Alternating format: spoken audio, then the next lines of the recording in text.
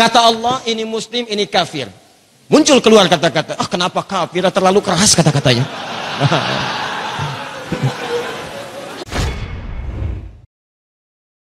Jadi kalau ada orang-orang, maaf ya, sering menyoal isi Al-Quran, sering meragukan isi Al-Quran, sering mempertanyakan ketetapan Allah, ini menunjukkan ada masalah dalam imannya.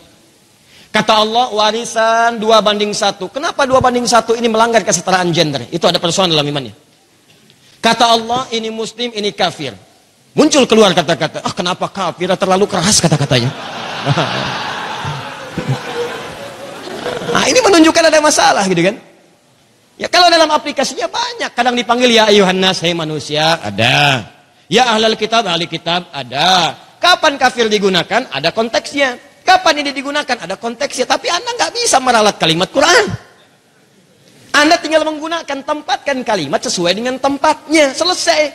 Kenapa kemudian mesti Anda koreksi? Nabi panggil Abu Jahal, panggil Abu Jahal. Abu Lahab, itu biasa.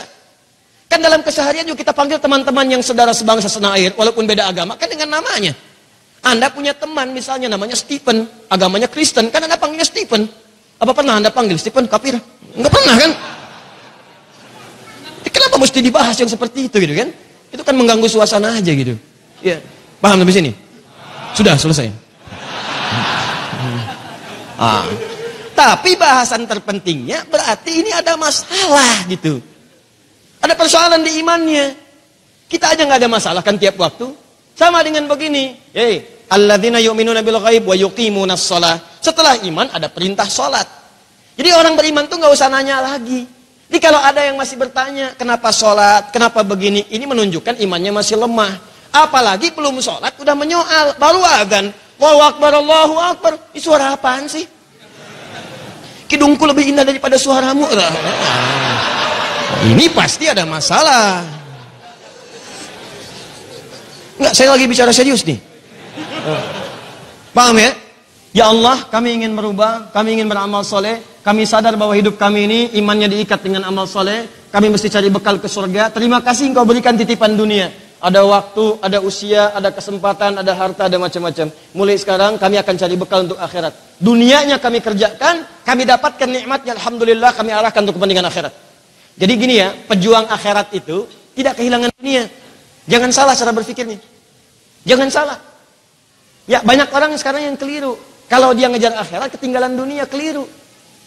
Orang akhirat itu kan lebih tinggi. Akhirat lebih tinggi daripada dunia. Jadi kalau dia ngejar akhirat, sudah pasti dapat dunia. Awas, jangan dengarkan orang yang mengatakan kalau Anda belajar Quran, dunia nggak akan dapat. Nggak ada kisahnya ahli Quran kehilangan dunia, nggak ada. Demi Allah saya katakan, ahli Quran nggak ada yang kehilangan dunia. Itu sudah janji Allah.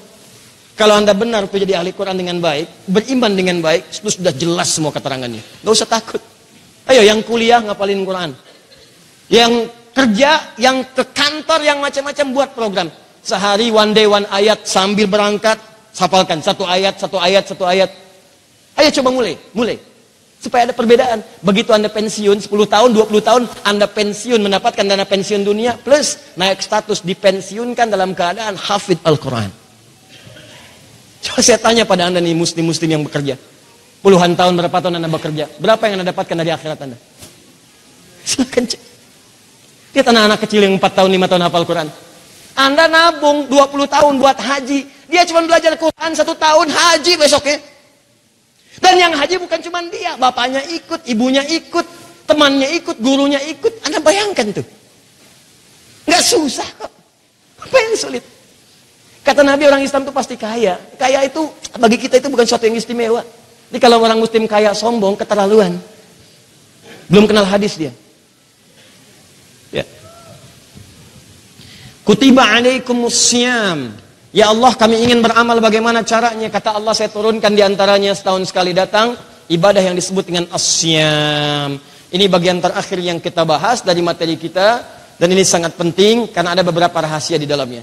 Setelah itu saya sampaikan pengumuman, dan pengumuman ini akan jadi lebih penting karena teman-teman sekalian akan ada berita istimewa, termasuk nanti kita akan kedatangan ulama yang memberikan kuota beasiswa untuk kalangan-kalangan khusus tertentu saja.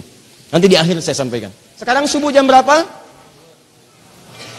4.42, 4.40. 4:41. Masya Allah. Terjadi perbedaan pendapat tentang waktu sholat subuh. Ya. Ini menunjukkan teman-teman tidak berasal dari daerah yang sama. Tidak berasal dari tempat yang sama. Kalau sekarang di sini 4:40, sebagian 4:41, 4:42. Kita ambil pertengahan misalnya. Misal 4:40 lah. Biar netral, enggak 1, enggak 2, ya.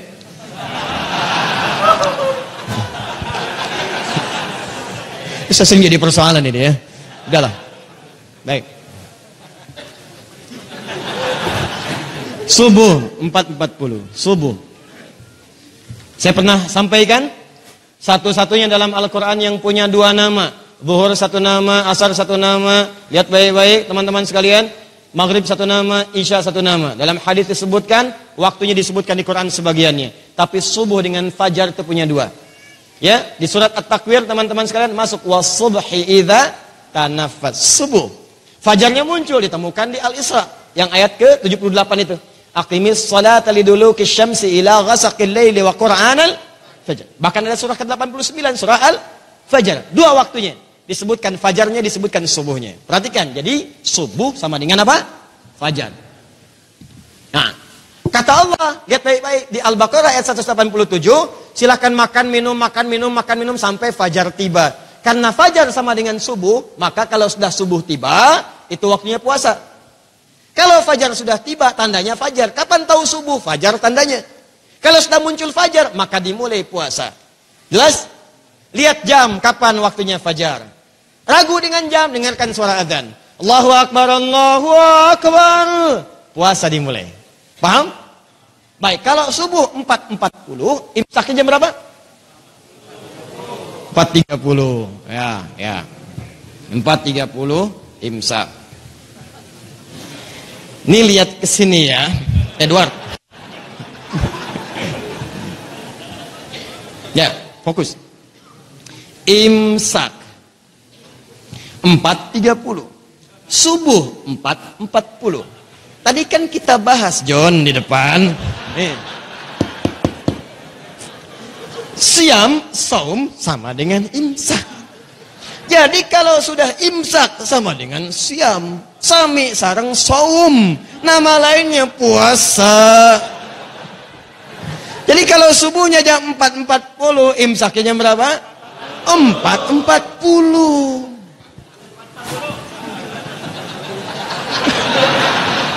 Ini puasa.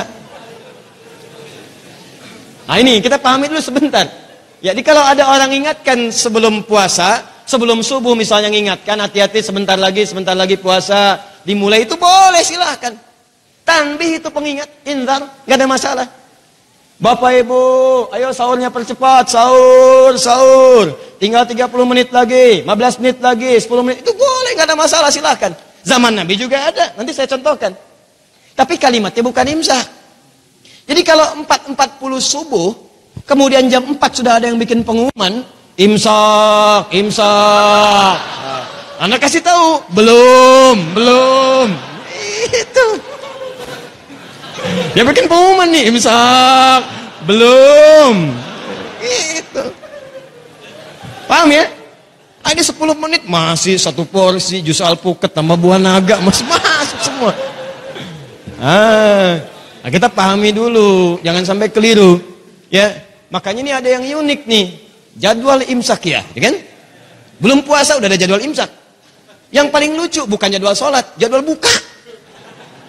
Yang ya coba lihat tuh, begitu bikin jadwal imsak kan, yang dibikin jadwal sholat kan? Silakan cek, kan kita mau puasa, imsak itu kan puasa. Imsak itu puasa, dibikin jadwal imsakiyah, harusnya kan jadwal puasa.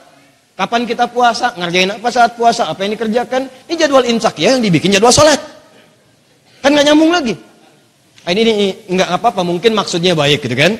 Nah, cuma barangkali penempatan istilahnya yang disesuaikan. Jadi saya mau katakan dalam istilah fiqih, kalau disebutkan imsak itu artinya puasa. Jelas?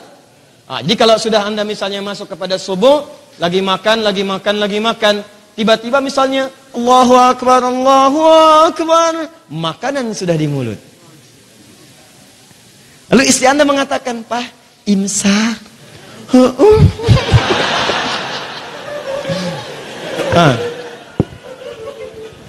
Kira-kira bagaimana solusinya?